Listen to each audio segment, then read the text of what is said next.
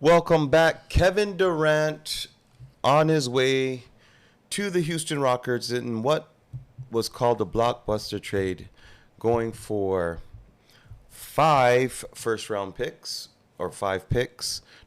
Dylan Brooks, Jalen Green out of town, going to Phoenix in exchange for the once unicorn Kevin Durant. I don't know how I feel about this trade. It just seems like we're now in an age where these superstar players are not successful in one place, get disgruntled, call their agents.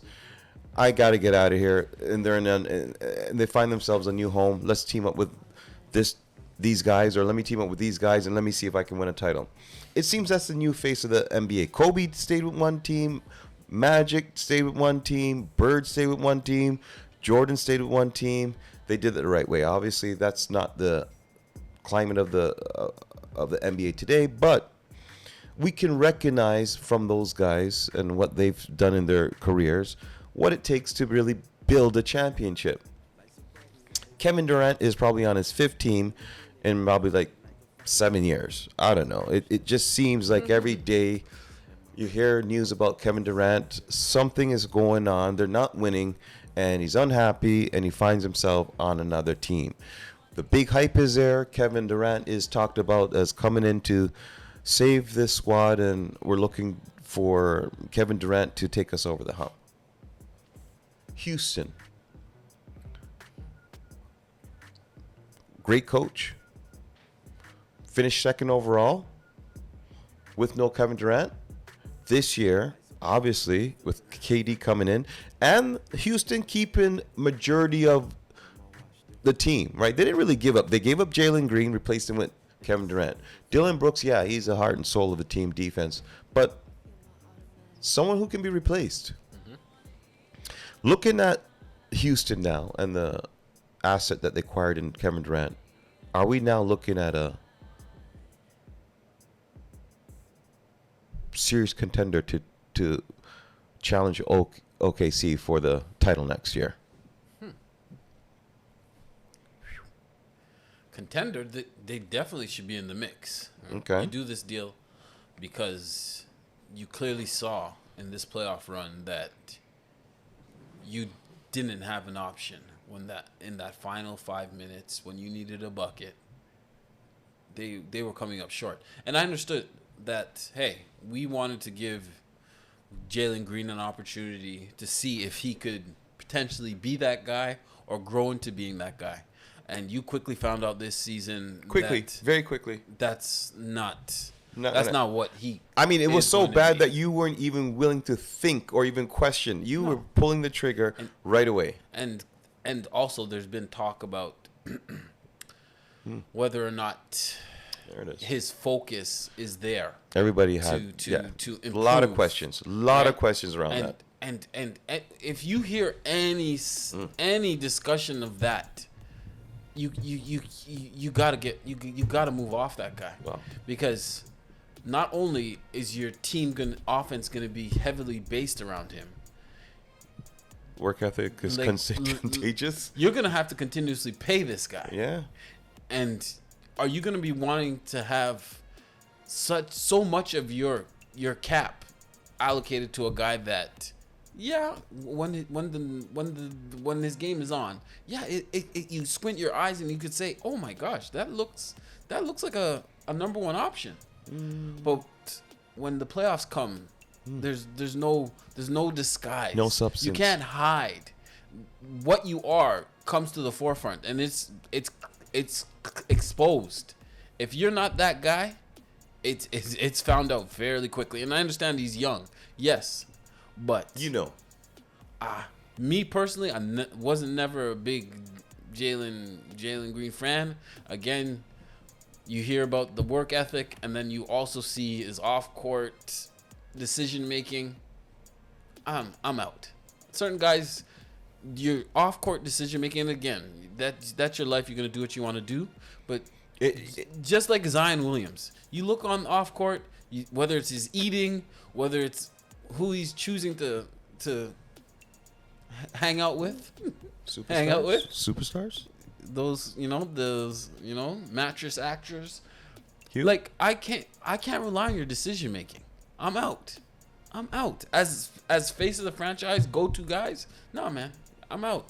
It's funny you say that because a lot of people nowadays want to discredit off the court behavior. They're saying what I do off the court doesn't necessarily translate on the court. No, that's crazy. That's far talk. from the truth. That's crazy. That talk. is so far from the truth.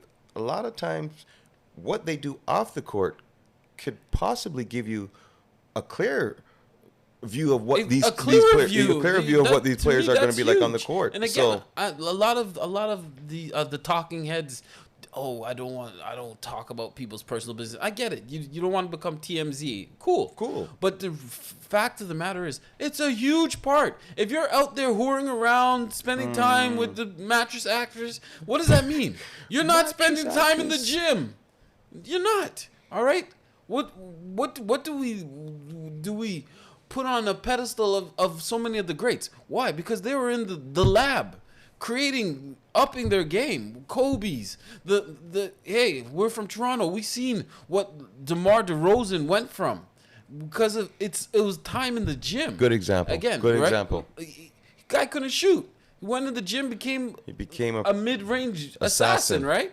Again, that's time in the gym. And if your time is spent thinking about other things, hey, it is a huge part of it, and people are crazy if they try to just cast that to the side like that's not a huge part of it. Like, what? All right. That's huge. I think here's the biggest factor that we're going to see. He didn't do it in Houston. Houston found out very quick that Jalen Green wasn't the answer. They got him out of town, very smartly so, to capitalize with Kevin Durant, an asset of Kevin Durant. That alone, they won the deal. They won the deal. You get rid of Jalen Green and the potential of having to pay this guy a heavy portion of your cap. That was a huge win in the deal. Huge. Let me give you a bigger picture and something that we should look out for. Maybe similar to, when can I say next year? Next year, right before playoff time or right before the trade deadline. Okay. I know they said he's a lifer and they said they want him to be there for his whole career. But with this trade, I'm just seeing the revelation. Devin Booker will demand a trade out of Phoenix by the trade deadline next year. Wow. FanDuel, put that up there. We want to see the stats on that because you got the mentality of a Jalen Green coming in. Because you had a KD before, Devin Booker. You had a Chris Paul. You went to the finals. You had a KD. I mean, he's an asset. He's a assassin on the offensive side of the ball. And now you're going to come in and bring in Jalen Green. Bradley Beal, Jalen Green. It doesn't look good. This is why it doesn't look good. This is why you get paid the big bucks when you're a GM, man. You have to find a way to move one for sure. Beal is not waiving the no trade clause, so you're for sure you're going to end up from Booker, Bradley Beal, and KD to potentially to Bradley Beal, Jalen Green. They have again. I don't know. I've been sniffing around the Phoenix Suns podcast, and there's been a little talk why that they potentially passed on a first round pick to accumulate the 5 second round picks for potentially a move to be determined. It's people closer to this situation than myself. So hey, I'm gonna keep my ears open to see if this does pan out. And they also mentioned that there's trinklings of interest in Bradley Beal. I don't know who the heck. I don't know where the heck. But if they believe that, hey, cool. Bradley Beal? But the problem still remains. He has to sign up for this move. And boy, oh boy, Bradley looks very comfortable in Phoenix. Fair. What more does he have to do besides just score points, live in the hot sun, and just take it easy? There's fool's gold. Hey, no one is piling any accountability or responsibility for this franchise on him. No. He gets to collect his $50 million. Plus. Hey, let me just, make sure I don't get hurt, stay healthy, show up to work sometimes, maybe take a 20 to 30 games off in the season. Sounds about right. And there will be no fire at his heel for losses accumulated. That sounds like a pretty good life for someone who's just, who's a max contract not player interested in competing on at that Street. level. Doesn't sound right, but let's look at it this way. You said it right. Bradley Beal's no sense of urgency, no pressure, no real pressure for him to really do much besides score 20 to 25 points and make it look good. And at the end of it, after this contract's over, he'll get another contract, $100+ million for sure. He's still young enough. Maybe he turns it up in the last year of it and sells the vision to some team to maybe give him a couple of years and at some decent dollars. So good. It doesn't look good for Phoenix. That's obvious. I'm calling it. For some reason, when Houston figured out Jalen Green's not going to be the person, and like you said, this is not the first time that they've been talking about Jalen Green. They've had their question about Jalen Green and his work ethics. Now, Phoenix is going to have to try to buy into the college accolades and what he's done in the regular season. But I still don't buy into Jalen Green, just like you. The G League accolades. I still don't believe that he's going to show up and become a superstar. I don't know. Let's just hope that he ends up being, a J.R. Ryder kind of a player. You know what? To me, I was thinking a player with the same initials, but J.R. Smith. Right?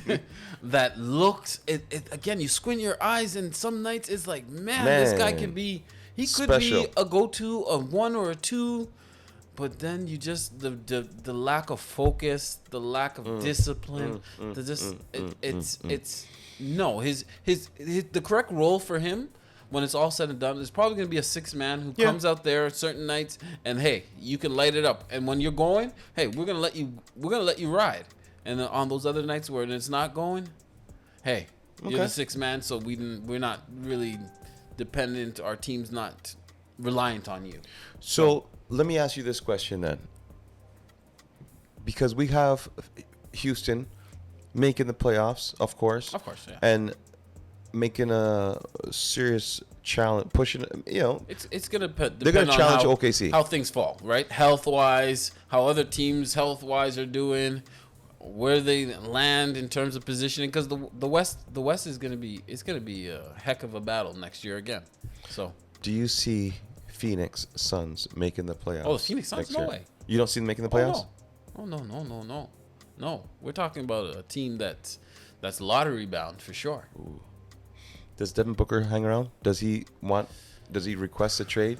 Does FanDuel stats or the odd makers? I think Phoenix will have, they'll have up to the trade deadline before things probably get, depending on, if the season goes how I see it going for them, that Devin Booker trade demand is very likely going to happen.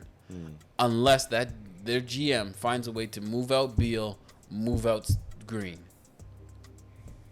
I don't see how, because he's gonna look around and say, I'm attached to this.